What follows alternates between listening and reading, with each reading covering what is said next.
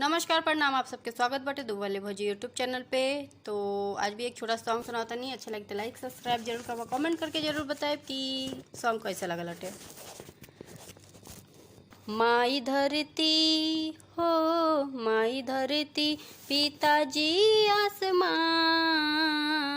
होला इन्हीं से सबके पहचान।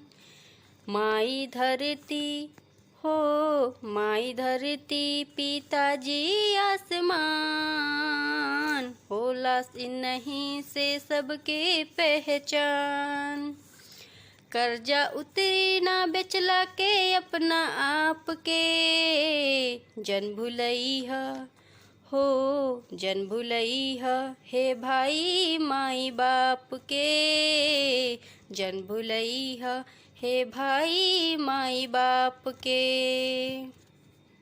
ममता से सागर छलके माई के अचरवा, सारा संस्कार पावे सारा संस्कार पावे, बाप से दुलारवा, सारा संस्कार पावे बाप से दुलारवा।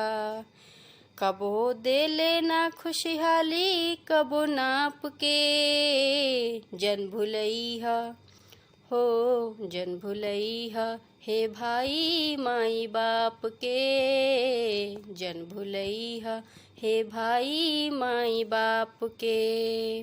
माई धरती पिताजी आसमान,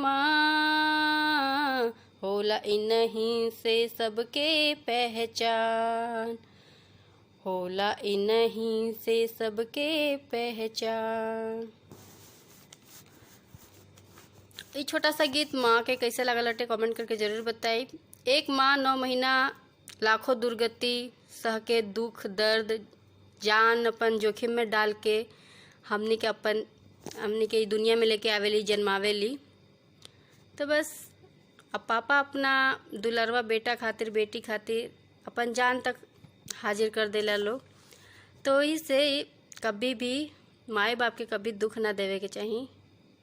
और लोग जो भी करेला लोग हम लोग के खुशी खातिर करेला लोग। तो बस माई बाप के रिस्पेक्ट इज्जत करी लगिन, बस ये थोड़ा सा संदेश देवे करला।